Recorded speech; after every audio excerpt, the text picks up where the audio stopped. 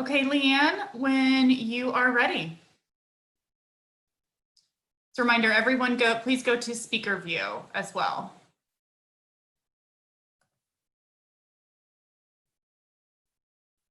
Good morning. I'd like to welcome everyone to our first ever virtual Dealmakers program. My name is Leanne Sexton. I'm currently the co-chair of the Women's Committee, and we're so pleased to be hosting this today. I'm also a managing director at Donley Financial here in the Dallas office. So we do have a few housekeeping items to go over before we begin. As Brittany said, you've all been muted, and your video, we're in the process of getting your video switched off for the time being. The ACG staff will be turning your video back on, and you'll be able to unmute once we move into the networking phase today. If you do have a question for the panelists today, we're asking that you use the chat feature, and we are asking you that you keep the chats just to questions for the panelists. Any other questions or issues, you can send a private message to Brittany or Christy with ACG. So as I mentioned, I'd like to take a moment to thank the Women's Committee who put this panel together. Our chapter is so lucky to have such amazing women who make things happen with such an incredibly high level of professionalism. And I'd also like to thank our sponsors. While we can't all meet in person, they've been flexible, they've been willing to try new and creative things to keep us engaged and bring us together. So first, our platinum sponsors, BDO, Haynes & Boone, Winson & Strawn, and our gold sponsor, UMB Bank. I'd also like to thank this Women's Series sponsor, Calvetti Ferguson. Patty Snyder's one of our panelists on the call today, and we're thankful that you're here with us, Patty. So thank you all for your investment in ACG DFW and helping to bring the M&A community together across the Metroplex, even when we can't be together in person right now. Now I'd like to let you know how this morning will flow. We'll begin with the panel discussion. We'll move into your questions that you've given us in the chat box, and then we'll finish with a structured small group networking. You can sit back and relax until we move into the networking portion. You'll be requested to turn your video back on, and once you move into the breakout rooms, you'll need to unmute yourself. So with that, it's my privilege to introduce you to Stacy Ripolt with Juniper Capital Management, our moderator. Stacy has a proven track record of generating revenue and profitability through mergers and acquisitions, driving rapid expansion across international and regional markets for both private equity groups and publicly traded companies. We're thrilled to have her with us today. Stacy, the video is yours. Thank you so much, Leanne. I appreciate that kind introduction. Good afternoon, everyone. I'm excited to be a part of this ACG event and to discuss how COVID-19 is impacting the M&A market. I'd like to introduce our three panelists for this discussion, and I'm particularly excited about this because they're each bringing their own individual areas of expertise to the table across legal and tax and investment banking, which should provide some real productive and useful information for everyone here today. So first, on the legal side, we have Janice Davis. Janice is a partner with Morgan Lewis in Dallas. Janice was recognized as one of Dallas' top 50 women in law by the Texas Diversity Council, and she's a recipient of the Texas Women Ventures Fund Breakthrough Award. She's an investor and mentor for tech wildcatters here in Dallas. And Janice brings more than 30 years of corporate experience to her M&A practice, representing public and private companies, as well as private equity firms in diverse cross-border and domestic transactions. She also counsels private investment funds in connection with fund formations, special purpose vehicles, and portfolio investments. On the tax side, we have here Patricia Snyder, tax director at Calvetti Ferguson. Patricia brings 20 years of experience in both industry and public accounting. She assists her clients at Calvetti Ferguson in finding practical solutions for both domestic and international businesses to reduce taxes and improve cash flow. Her areas of focus include international tax, R&D tax credit studies, M&A, and state and local tax. She has extensive industry experience across international and domestic manufacturing, distribution, service companies, real estate, as well as private clients.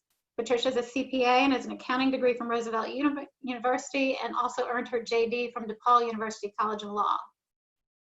And then lastly, on the investment banking side, we have Lindsay Wendler, Managing Director at NTA Riverbend.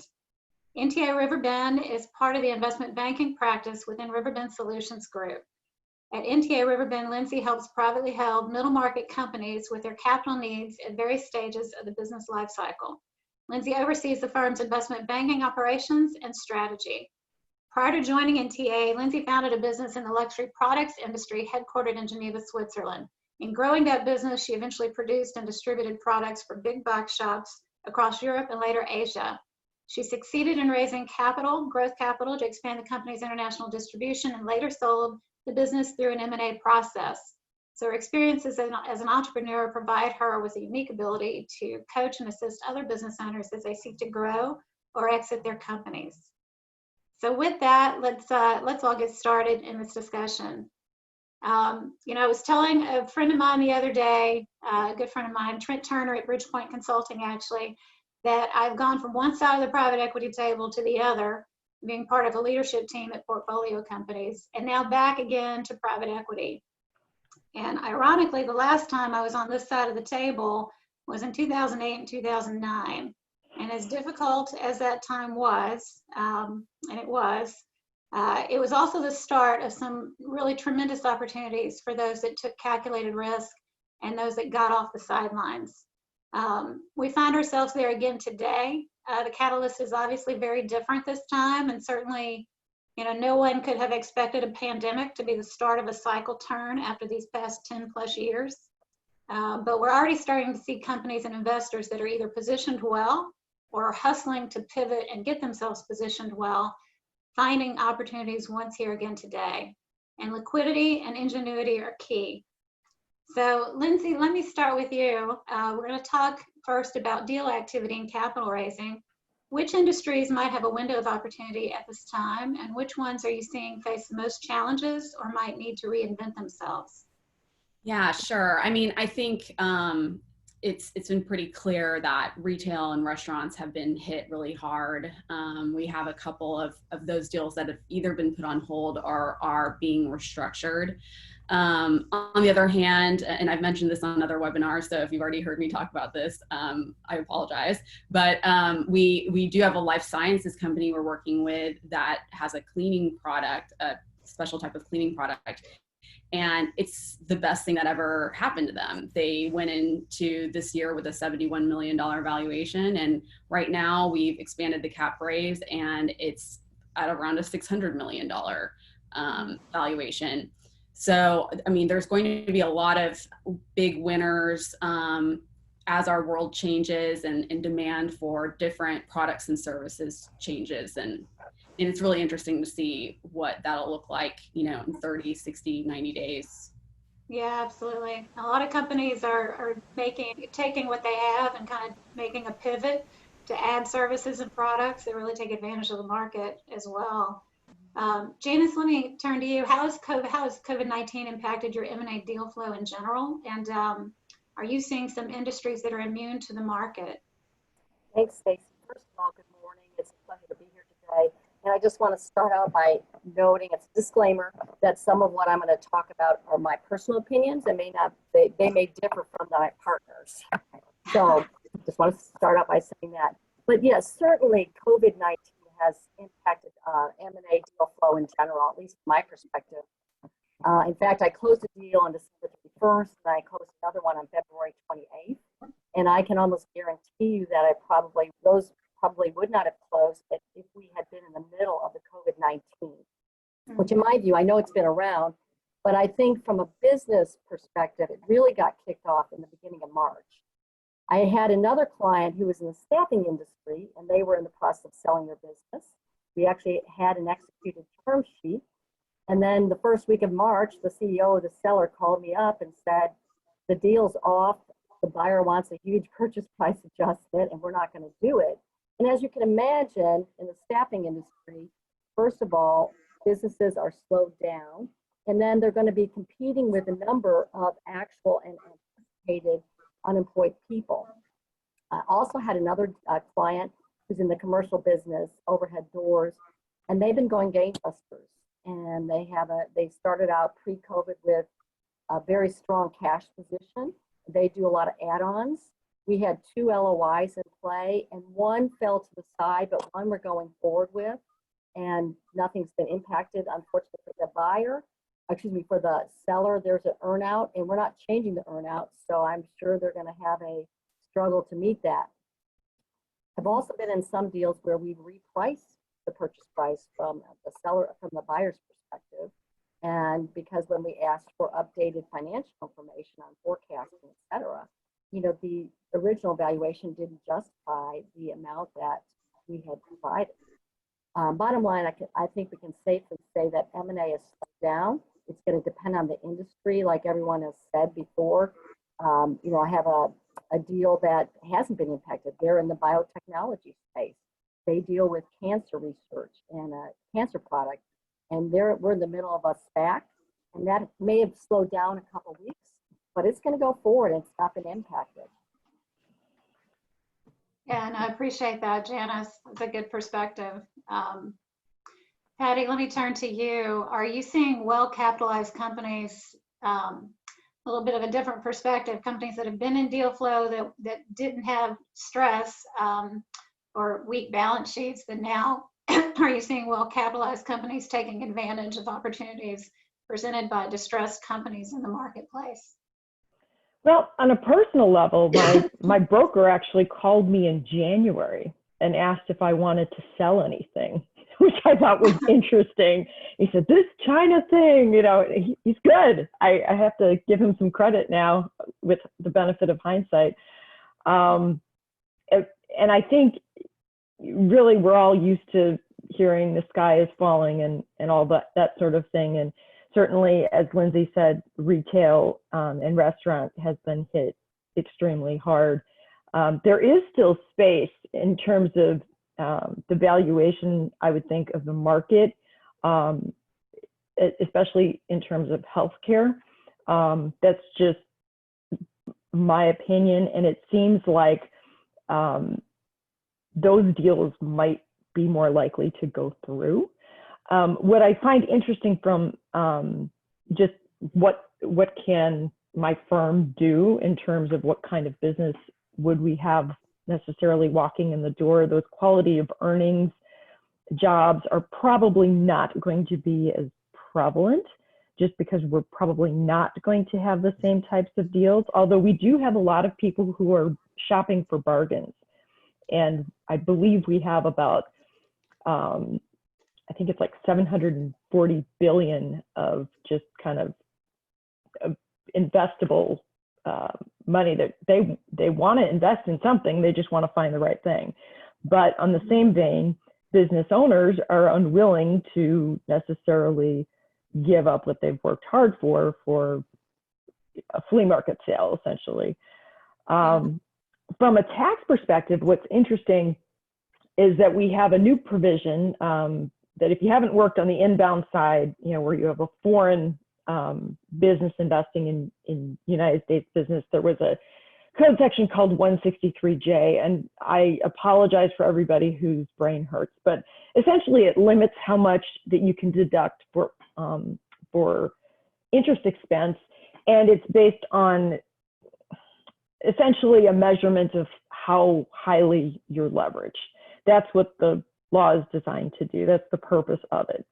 So what they did with the TCJA was they said, okay, we're going to take essentially 30% of your adjusted taxable income. And if you are not a tax person, just think about EBITDA for tax purposes, because that's basically what it is. And we're going to limit that. Well, we're going to limit your interest to 30% of your EBITDA, whatever that number is. You can't deduct any more than that. The CARES Act increased that to 50%. So truly, companies are in a bizarre position where they can actually deduct more in interest, but in the same vein, folks like Lindsay are going to be tightening their credit. The banks are going to say, wow, we don't really have an appetite for lending quite as much. We are going to really want to make sure that everything is buttoned up a little bit more. And I think what is also going to happen is there's going to be greater scrutiny into the financials that are actually presented. And it's probably going to be a little difficult when you're having an audit requirement and certain things can't be verified because people can't actually go to the client location. That's probably, that may or may not be a deal breaker or a hurdle that you're going to have to get over.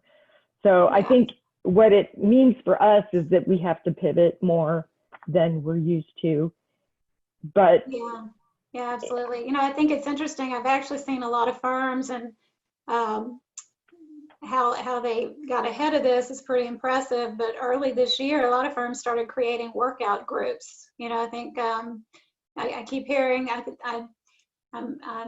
there's two that come to mind. There was slipped mind, but you know, these workout groups are going to have great opportunities now going into this.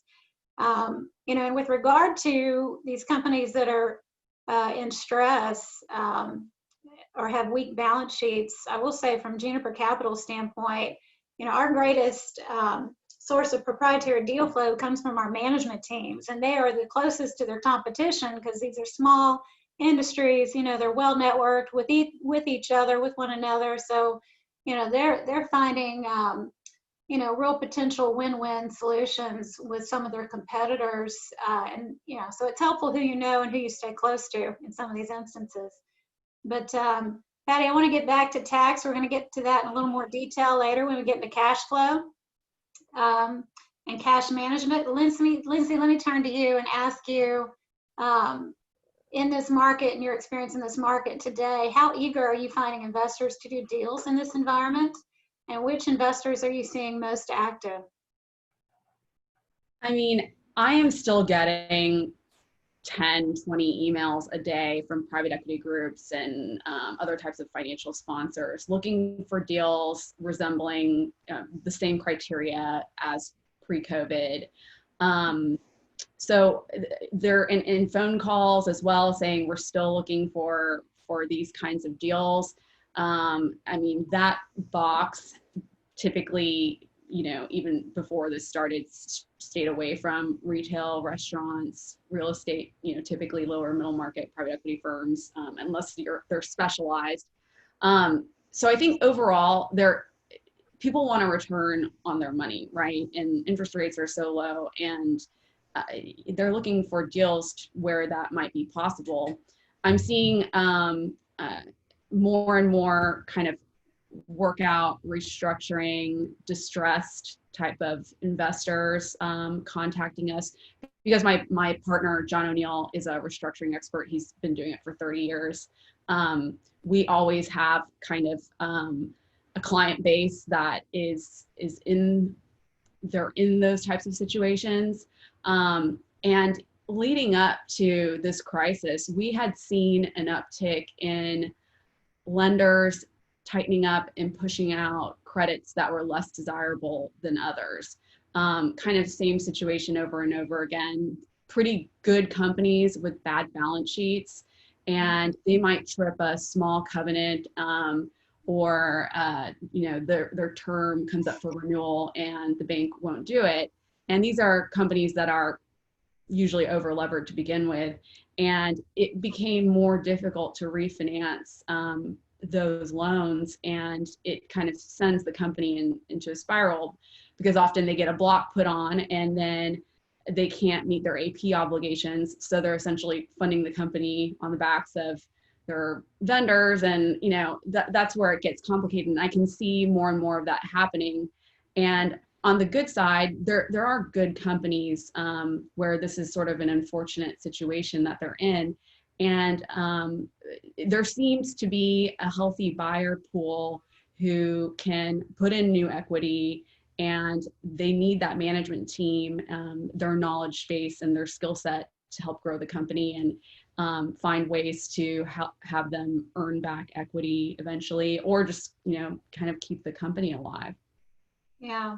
You know, we're finding that there is a lot of interest in deals right now, a lot of activity from family offices and organizations that are more like family offices. And the private equity firms that are focused on their portfolio base right now and dealing with fires are turning focus there, but some of them that have a good balance sheet or a good portfolio of companies that are not in the sectors that are struggling are very active, it seems. So it's been a positive from that standpoint, we've found. Janice, one more on this topic. What attributes of deals are making some succeed and others fail during this period of uncertainty on that point?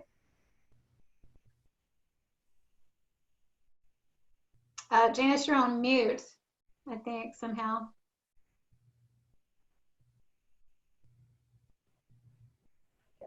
Thank you. There Sorry, you go. Can you hear me now? Yeah. Okay, sorry about that. Something I mentioned earlier on, one aspect of a deal that might be more useful as a result of COVID is to include an earnout provision. Now, obviously, most sellers don't appreciate earnouts because they don't want their money. They want all their money up front. However, if a buyer is willing to walk a deal because of the uncertainty, it certainly is a solution for both the seller and the buyers. And sellers going to have to, listen to that. Another thing we might find more of is maybe not all cash deals. Maybe they'll use stock of the buyer for the consideration so that everybody shares in the risk, so to speak. So those are two things I think will become maybe more prevalent in this era. Yeah, absolutely. It's interesting because I think more and more the buyers are saying, we need to de-risk these transactions. The current owners need to have more skin in the game. We either need a larger earnout or a larger rollover, or certainly that's what you hear. Lindsay, let me ask you, certainly we'd all agree we've been in a seller's market for quite some time now, and valuations have just, it's every year you think valuations are going to surely come down and nothing has triggered it. Now, can you talk about some of the valuation turns, the changes in turns that you've seen in different spaces? Yeah, our group, because we do have a restructuring focus, we've anticipated a significant correction for a couple years now, or a few years. And we just had no idea it would be because of a virus. And so the idea of which industries it would affect is maybe a little unexpected, but there's, before all of this happened, we know valuations were at absolute peak. I think good, healthy companies that have managed to perform well could still command maybe a higher than, or within the range of before, but that's not going to be the case for the majority of deals. There's not going to be the same debt available. They're not going to be able to put as many turns. I think there's going to have to be more equity in these deals. And so that would make the valuation lower. And I think to Janice's point, there's going to be more structure. There has to be to de-risk the situation. Now, of course, on the other hand, like the company I mentioned earlier, some of those are just, those deals look like major winners and people are willing to pay up for them. And then there's going to be a lot of deals, as said before, where buyers are going to try to find a way to not have to really put cash into the deal. And that's really the only way people will be able to get a deal done. And it's hard to say exactly what that really looks like, 6 months from now, because I think we're all looking around and trying to figure out what this landscape is. But certainly I think valuations will be more conservative than before. And let me ask you, we talked about investors in this market, and we were talking about family offices and private equity firms and other types of investors. The lending market, you mentioned the other day, non-bank lenders and different types of structures that were out there before. What are you seeing in the credit markets today? So going into COVID, we saw a lot of this, and I haven't been overly involved in the last 8 weeks, so I haven't seen a major shift. But I will say that, since the last crisis, a company that's growing wouldn't necessarily go to, their major national bank and get a loan to be able to grow their business. A lot of them are having to use ABL financing, and a lot of those lenders are non-bank lenders, and they don't really play by the same rules. Some of those loan agreements are very interesting. And we had a company last year that had a $5 million quarterly EBITDA covenant that they missed by about $45,000. And the bank put a block on their line of credit, so they couldn't access any cash. And the company just crumbled within a couple of months, and we had to sell it in bankruptcy. And I think we'll see more of that. I don't think all the ABL lenders are going away, but from our research, we believe that about 60% of the non-bank ABL lenders have their warehouse facilities with one bank in particular. And with this situation affecting them, we expect them to tighten up those credits, and therefore those non-bank lenders are going to have to kick out some of the less desirable credits that they have. And we're going to see that. And on the buy side, if you're in a situation with management or a portfolio company that can absorb some of those assets, that could be a very interesting opportunity to invest. But it could be sort of a bloodbath. I mean, it's hard to say. Yeah, I appreciate that.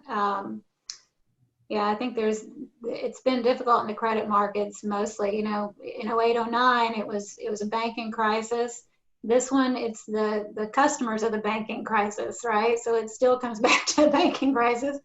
So it's been a little tentative in that space for sure.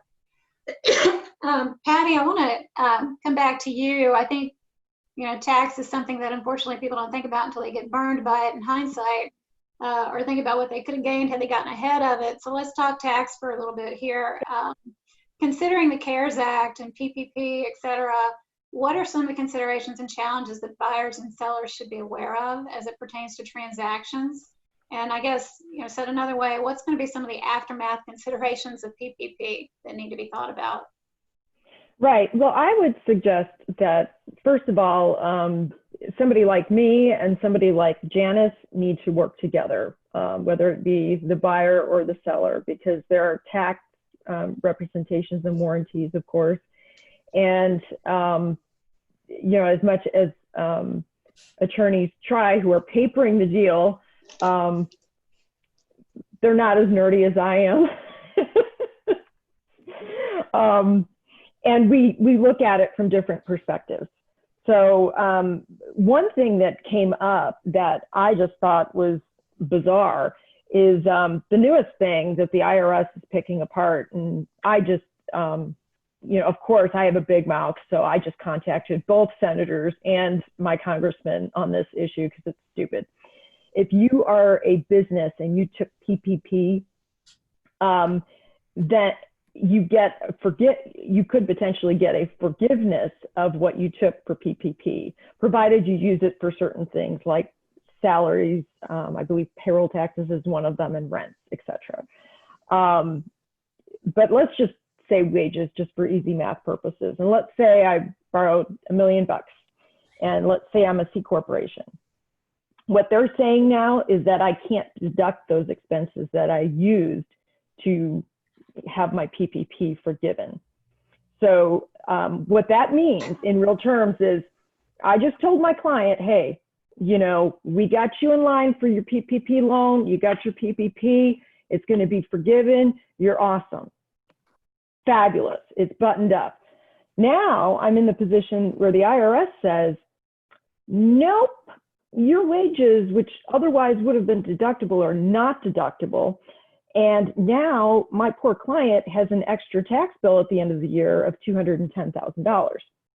That's if it's forgiven. If it's not forgiven, that doesn't hold, right? It's just if it's forgiven. Right, but right. Yeah. Yeah, it's a surprise. It's definitely a surprise. So, the AICPA has taken the same position that I'm spouting off, that, hey, that should be deductible.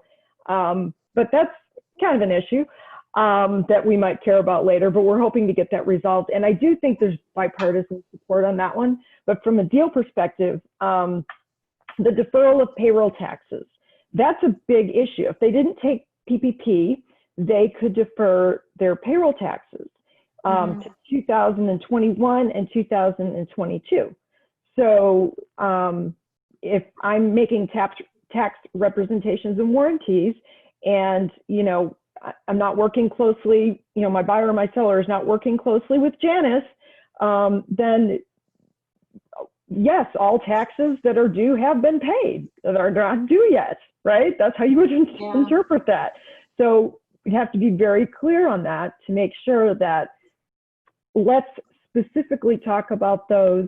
Maybe let's have that in some sort of a reserve so that those can be paid. Net operating losses is another part of the CARES Act. You're allowed a 5-year carryback. That could be extremely valuable.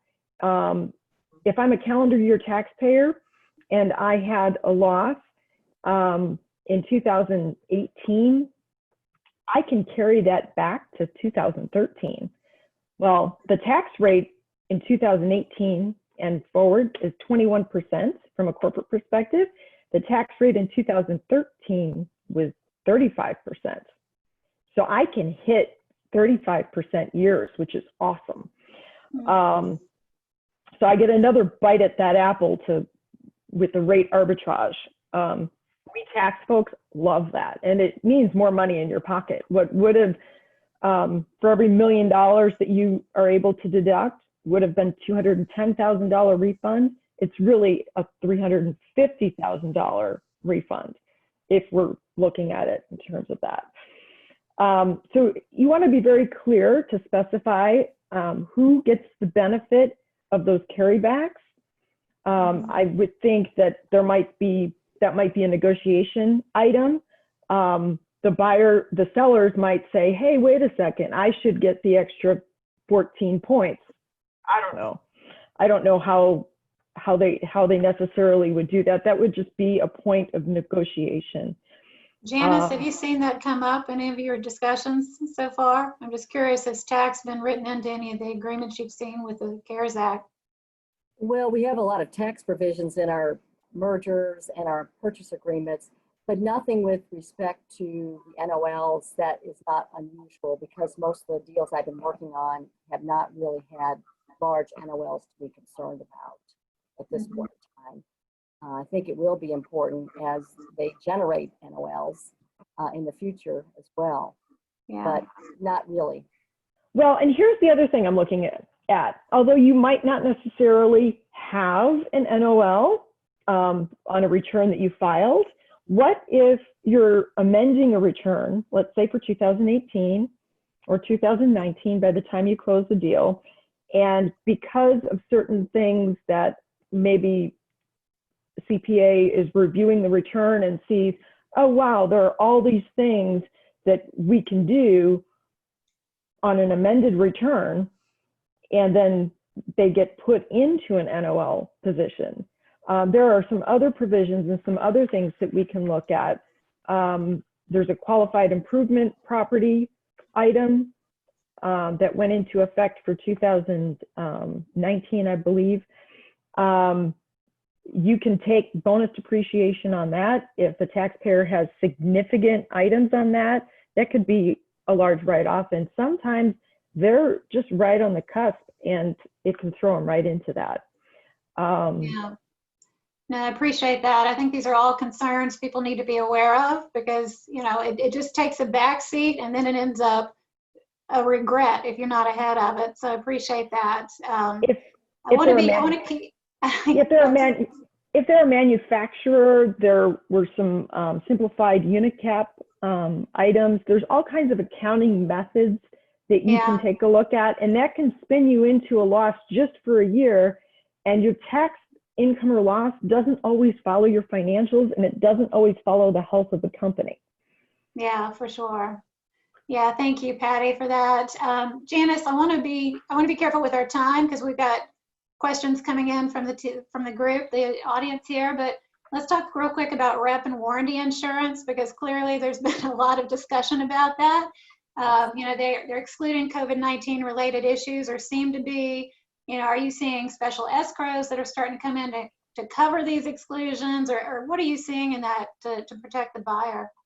Well, first of all, I'll start off by saying that the impact of COVID-19 on rep and warranty insurance is actually evolving in real time.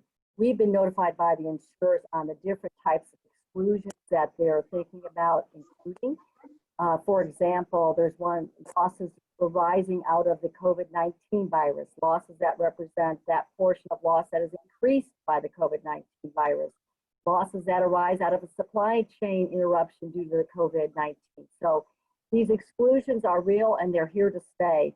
And, you know, without the exclusion, theoretically, the rep and warranty insurance might actually cover some of the losses. Again, I think there's going to be some variation of the COVID-19 exclusion as a standard exclusion from coverage moving forward. To me, what that means is that there's going to be a lot more due diligence that everybody's going to have to do in connection with their deals. Because obviously when a rep and the insurers, they do due diligence in order to provide the coverage, before they provide the coverage. Oftentimes they rely on the attorney's due diligence memo. They do some of their own due diligence. I think there's going to be a focus on operational issues, your suppliers, your customers, you know, things like that, that maybe they've always had an interest in, but I think they're going to focus on that, extensive due diligence in order to make them comfortable. Yeah, thank you. Right at the end, you cut out, so I don't know if something changed with your microphone, but I just want to make sure you're aware, so I don't know what you may Can you hear me now? Can you Yeah. hear me? Okay. Yeah, and it was just at the end. So let me go. I'm going to take a couple more questions here that we had before we take it out to the audience questions, because there are a couple of things I want to make sure we cover. They're a little, and Janice, I'm going to go back to you, and then Lindsay, I have a question for you. Janice, what are you seeing or expecting with regard to interim operating covenants to cover between signing and closing of transactions? You know, for a seller to continue to operate in the ordinary course of business, are you seeing potential simultaneous sign and closes, or what are some relevant provisions in the purchase agreement that you think are changing? They are definitely changing, and I'm in the middle of deals, so I'm very conscious of this. On the interim operating covenants, just for everybody's sake, I know everybody's aware of this, but these are relevant in connection with the sign and subsequent close, and not in connection with the sign and simultaneous close. So these are the covenants that the sellers provide to the buyer on activities that they're going to be prohibited from doing outside the ordinary course without the consent of the buyer. And I think we've always looked at them, we always, you know, write them in. I think there's going to be more of a focus on those actual covenants now, thinking about their activities, their operational activities. Wait, say that last line one more time. On their business activities. I'm sorry, I don't know why it's coming in and out. I apologize. It's bad. I think there's going to be a real focus on the operational activities, and there's going to be more of a dialogue on these covenants than the normal, I'm not going to say standard clauses, or they sometimes get overlooked, but I think there's going to be a real focus on these. There are other provisions that are going to be impacted by COVID-19. I'm just going to jump into those. You know, obviously your reps and warranties, they're always important. You know, your reps and warranties and your indemnification provisions go hand in hand. Your reps and warranties are very important. And so you're going to see that buyers are going to focus and maybe provide more detailed reps and warranties regarding the operational aspects of this. Your suppliers, your customers, the labor matters. Did you take a PPP loan? Are you going to be able to pay it back if you don't have any, you know, employees in a month? So there's going to be a lot of focus on the reps and warranties, and then obviously the MAE material adverse effect clause is already changing. I've already had a deal where we've changed it.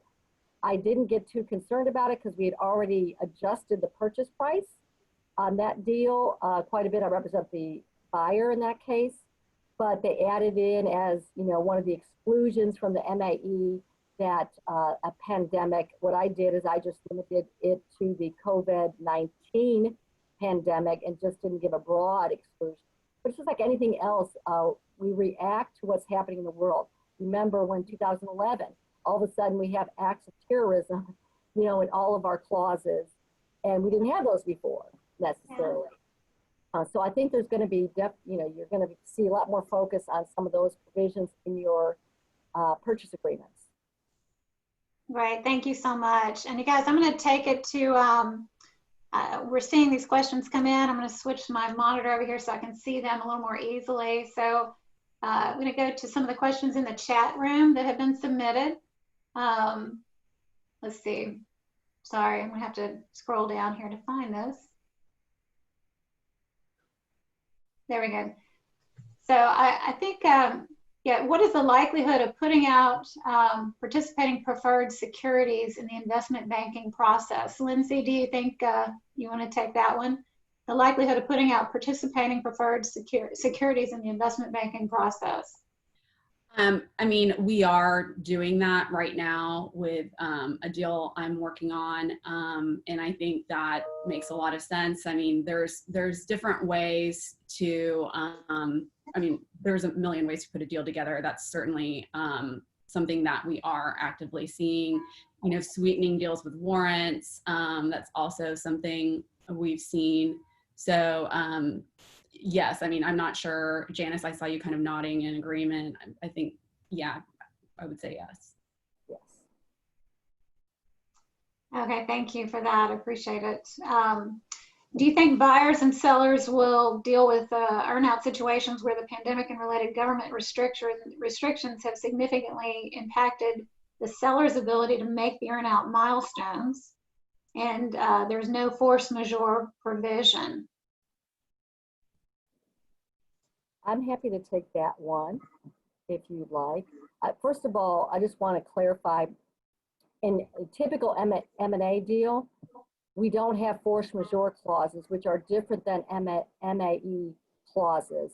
They basically excuse somebody's performance because of unforeseeable situation, acts of God. So again, in an M&A transaction and a purchase agreement, you typically don't see a force majeure clause. With regard to earnouts, as I mentioned, you know, I was working with the buyer, and our LOI had an earnout that was based on numbers pre-COVID, and I asked the buyers explicitly, I said, do you want to change this in light of the COVID? And he said, no, we're not going to change it. So it's going to be unlikely that the seller is going to meet that because of COVID and the impact on the business. But I do think, you know, if you've got a working relationship with the buyer and seller, you know, you might be able to recast those earnouts perhaps in light of COVID, but that's going to have to be a discussion between the buyer and the seller, because from a strict contractual perspective, there's usually not an out for these types of situations. At least I've not seen one. Mm-hmm. You know, it's interesting also with all of these clauses, how do you delineate what's COVID and what's not? Because really COVID, you've got this aspect of employee health, employee safety, and that's causing things to stop and causing activity to stop while they reconfigure plant shifts and try to figure out how to keep everybody safe. Then you have the other side of it of supply chain shocks and demand shocks. And how do you ever end up really delineating, you know, what drove what results? It's kind of, it's going to be interesting.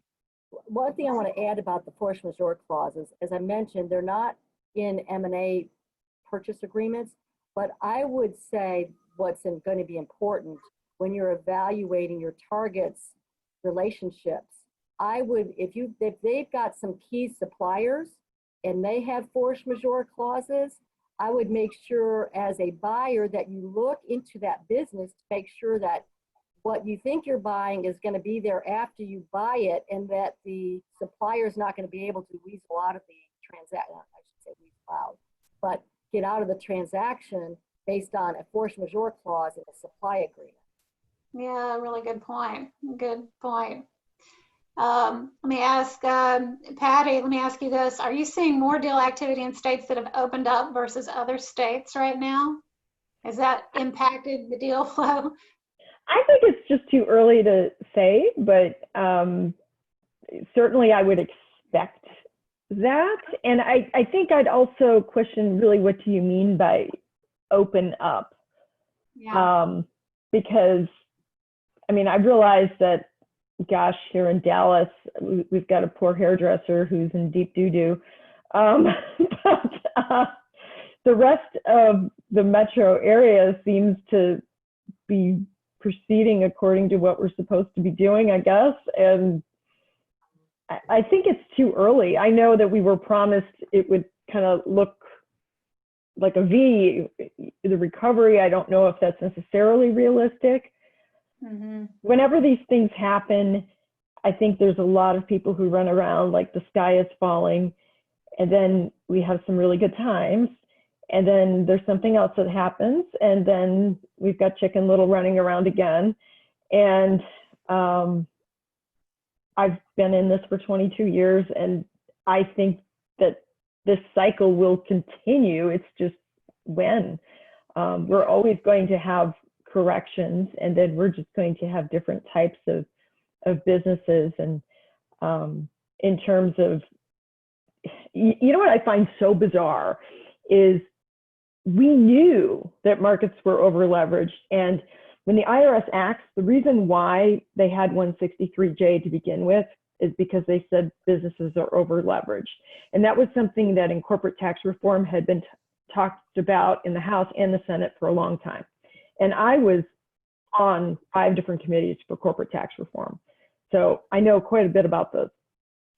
But of course, Congress can't move swiftly.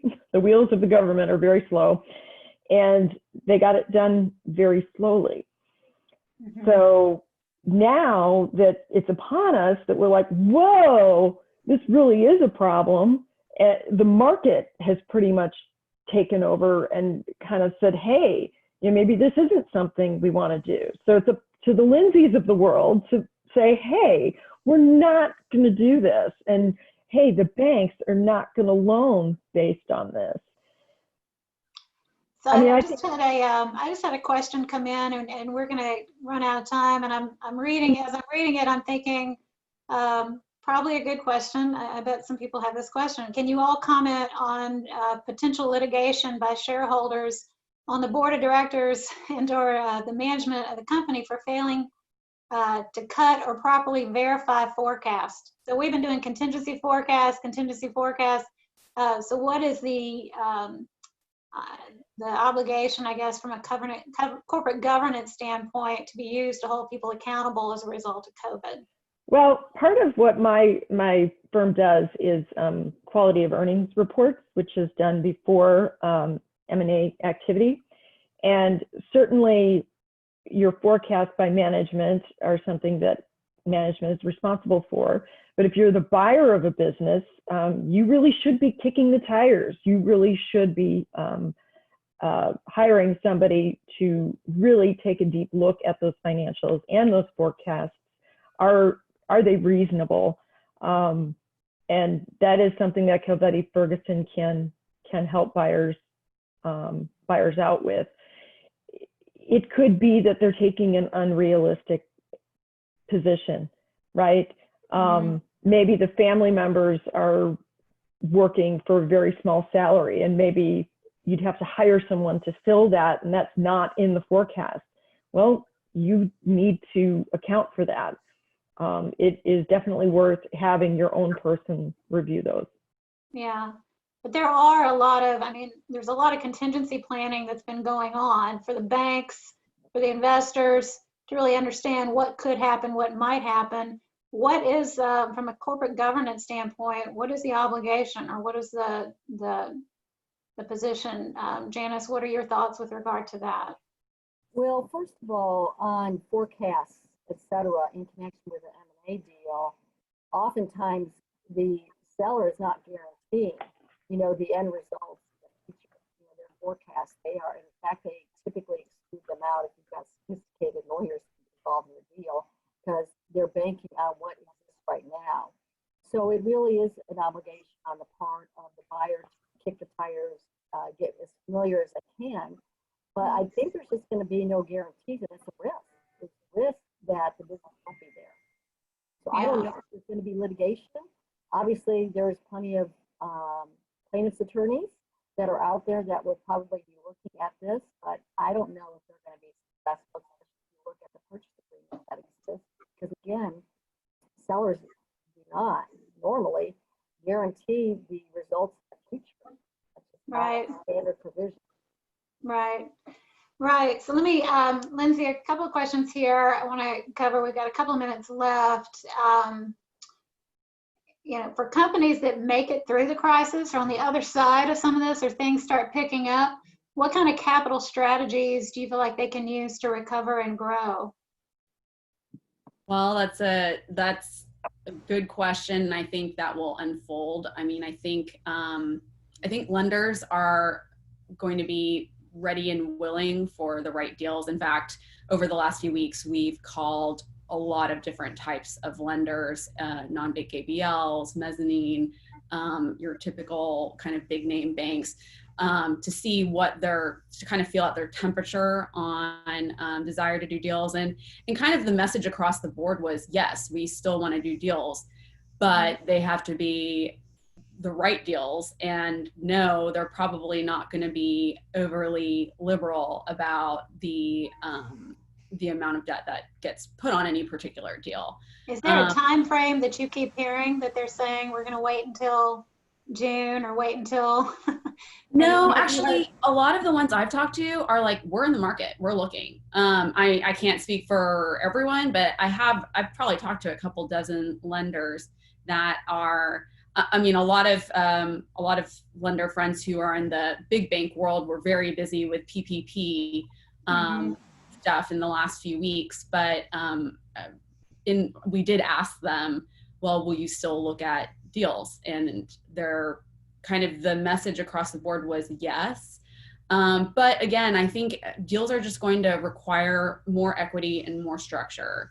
I think just generally speaking, that's going to be how it works. If you're a seller, if you're someone because of age or whatever the reason may be, that you really do need to find an exit plan in the next couple of years, there's just going to have to be certain concessions made that prior to this, a seller would have had a lot more say about certain indemnifications they don't want to agree to, and that's just not the case now. It's going to have to be, the sellers are going to have to work more closely with the buyers to find a deal that makes everyone feel good in terms of risk.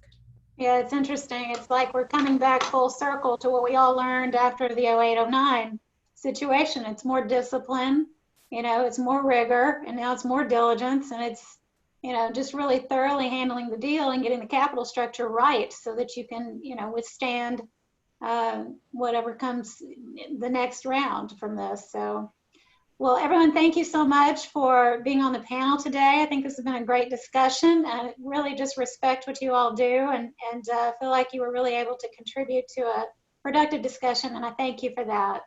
Leanne, I guess I'll turn it back over to you. Great, thank you so much. Ladies, that was an amazing panel. Thank you. Oh, am I unmuted? Yeah, we can hear you. Great.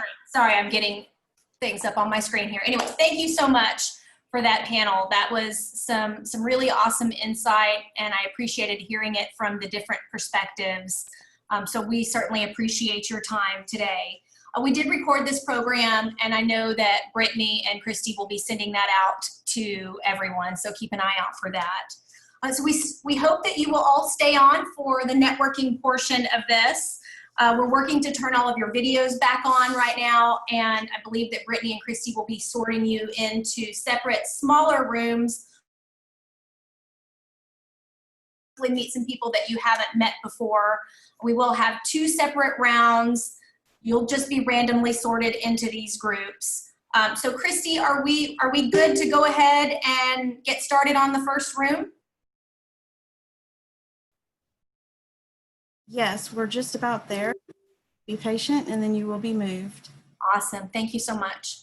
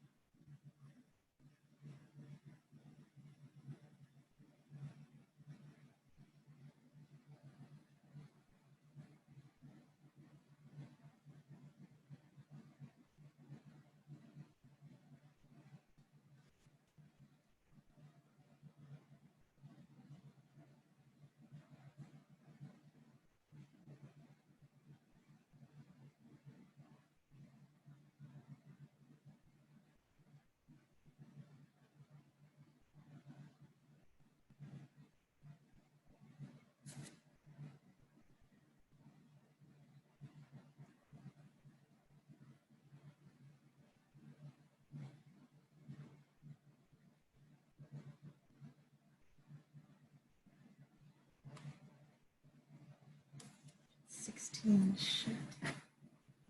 Okay.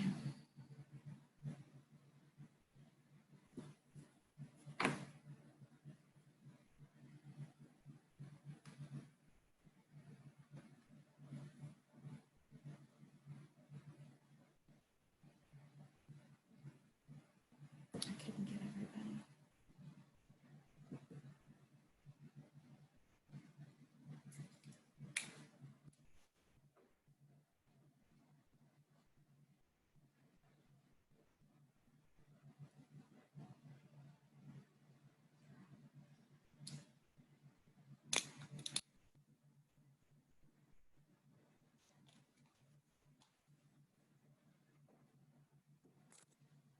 Okay.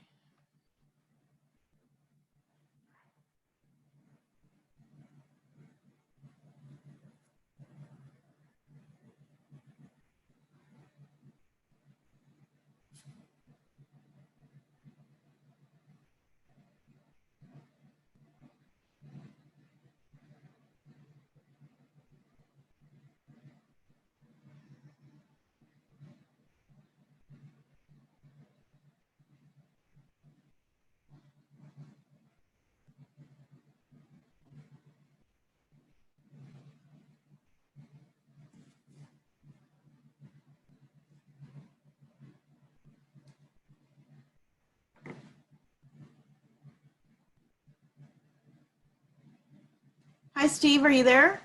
I'm here. Yeah, I can't see your video. I'm not on video. I apologize. Okay. Let me see here. I'm gonna. But that's okay. I thought I was coming. Hi, Betty. I thought I was coming in for the presentation. I've been working on some stuff right now, so I just. No, actually, we just finished the presentation and we're in the first breakout room. We just joined it. If you'd like, you can wait for just a few minutes.